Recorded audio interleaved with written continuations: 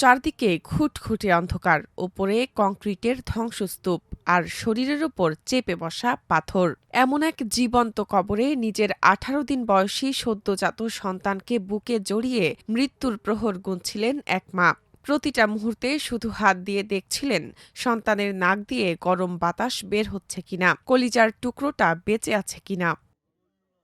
ভেনেজুয়েলার কারাকাসের একটি ক্লিনিকের বেডে শুয়ে বিবিসিকে অলৌকিকভাবে বেঁচে ফেরার সেই শিউরে ওঠা বর্ণনা দিচ্ছিলেন ডায়ানা প্যাটিনো। ২৪ জুন লা গুয়েরার উত্তর উপকূলীয় এলাকায় নিজের ৮ম তলার অ্যাপার্টমেন্টে যখন বাসন ধুচ্ছিলেন, তখনই কেঁপে ওঠে পুরো শহর।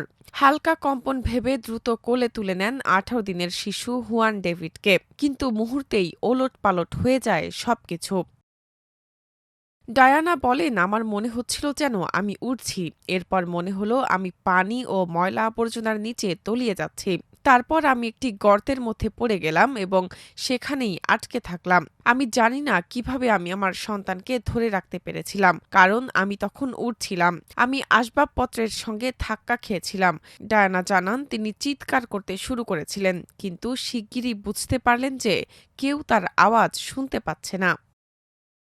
ঘটনার বিবরণে ডায়ানা প্যাটিনো বলেন, আমি নিজেকে বললাম আমি চিৎকার করে আমার শক্তি নষ্ট করব না। যখন প্রয়োজন হবে, অর্থাৎ যখন আমি আশপাশে কারো কণ্ঠস্বর বা পায়ের আওয়াজ শুনতে পাব, ঠিক তখনই আমি চিৎকার করব। তিনি আরও বলেন, আমি জানি না কিভাবে আমি এতটা শান্ত ছিলাম, কারণ আমার বা পা কংক্রিটের নিচে আটকে গিয়েছিল। আমি নড়াচড়া করতে পারছিলাম না। আমার মাথার এক পাশ একটি পাথরের সঙ্গে চেপে ছিল।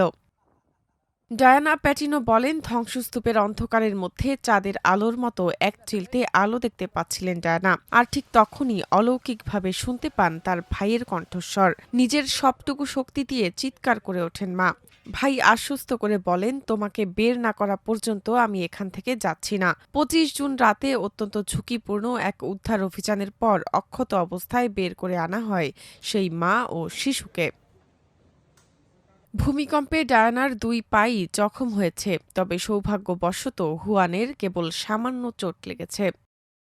ডায়ানার স্বামী গেরসন ভূমিকম্পের সময় মাত্রই বাড়ি ফিরে গাড়িটি পার্ক করেছিলেন। ভূমিকম্প টের পেয়ে তিনি একটি বেড়া টপকে নিরাপদ স্থানে যান, কিন্তু তাদের অ্যাপার্টমেন্ট ভবনের যে অবস্থা হয়েছে তা দেখে তিনি চরম কোনো অঘটনের আশঙ্কা করেছিলেন। তাই সন্তান ও স্ত্রী উদ্ধার হওয়ার সেই মুহূর্ত তার কাছে একটি অলৌকিক ঘটনা।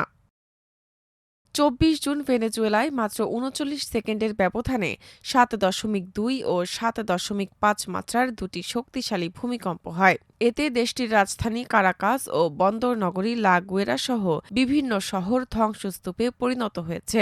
ভূমিকম্পে এখন পর্যন্ত অন্তত ১,৭০০ জনের মৃত্যুর বিষয়ে নিশ্চিত হওয়া গেছে।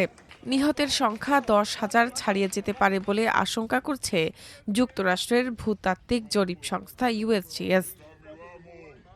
তবে এই মহা ধ্বংসযজ্ঞের মাঝেও ১৮ দিনের সন্তানকে বুকে নিয়ে ডায়ানার বেঁচে ফেরা মাতৃত্বের এক অদম্য ও অলৌকিক জয়ের গল্প হয়ে থাকবে।